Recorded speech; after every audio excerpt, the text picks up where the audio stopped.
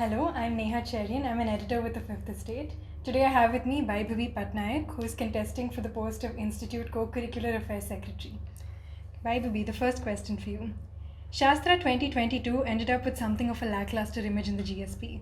The platform instability which shows, late certificate dispatches, fully online events with low GSP participation, rumors of violation of COVID gathering norms, and quarantine at the height of the pandemic by the team.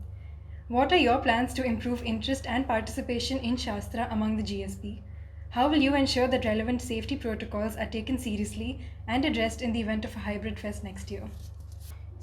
About the problems that happened with the platform, our operations and infrastructure planning team has a whole database of different platforms and whatever is good about certain platform, whatever is bad about certain platform. And in Shastra, we have the tradition of learning from our mistakes.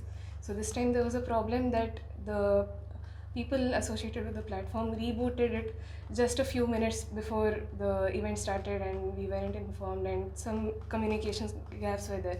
So these sort of things can be taken care of next year because we have done this whole process twice, so now we know which are the problems and where we can do better. So now our team is well equipped with whatever they need to take care of, and that is how we'll be handling all the problems that happened with the platform. And apart from that, about the safety protocols, now we are slowly moving back to offline. Moving on to the second question. Although Nirman, ESEL, and TechSoc all constitute a part of the co-curricular sphere, the Co-Curricular Affairs Secretary is generally more preoccupied with Shastra. How will you change this trend? What are your plans, besides stray S-mails, to make the GSP aware of what Nirman has to offer? So, about Nirman, ESEL, TechSoc, and even C5, I would say these four teams have one or two heads who are fourth year students, and Shastra has 22 fourth year course at the top tier. So that is how COCAS ends up being more involved in Shastra because it's a way bigger team to handle. And in the other teams, my contribution would be in the form of helping them with decision making, budget passing, and also additionally I would like to add that I am working on further outreach across these teams by maintaining blogs, by conducting an entrepreneurial weekender, and maintaining C5 blog, etc. And about Nirman has a new social media channel on Instagram. There's a new page on Instagram, so they are conducting Startup Sunday now, and I plan on expanding this to an alumni interaction where we show the trajectory of Nirman alumni in the Institute co-curricular sphere, and this is how we'll be contributing to Nirman outreach. The next question. Very soon, the batch of 2020 will take over as C5 club heads. Due to the pandemic semesters, they have had barely 3 months of hands-on experience in teams where such experience is absolutely crucial. How will you address this issue and ensure that the clubs maintain their standards? Yeah, I agree that the hands-on experience has been very limited for the new 2020 batch.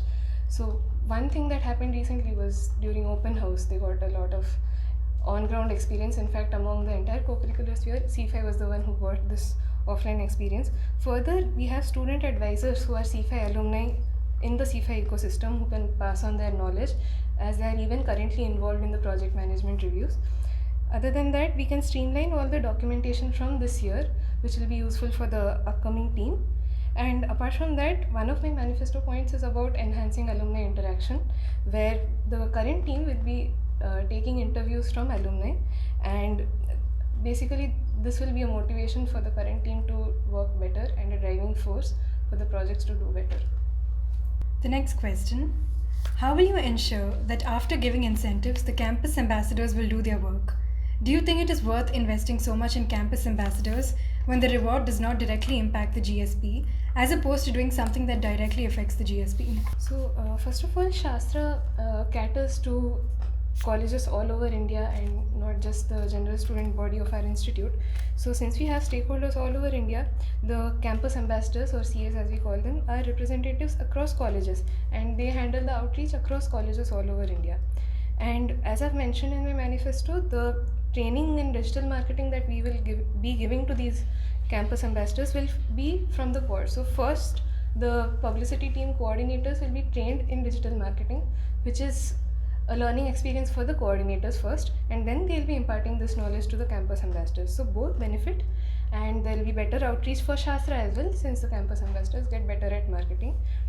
And as opposed to incentivizing them primarily with certificates and kind deals and a few upskilling sessions, this proper marketing learning is a win-win for both Shastra and the campus ambassadors.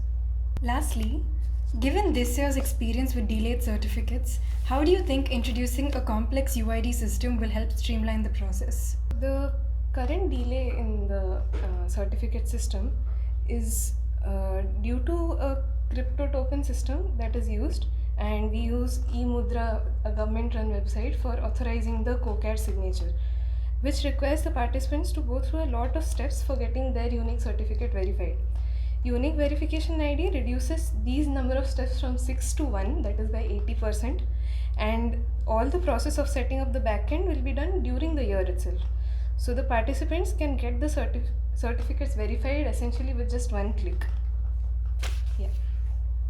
Thank you, Baibhabi, and good luck.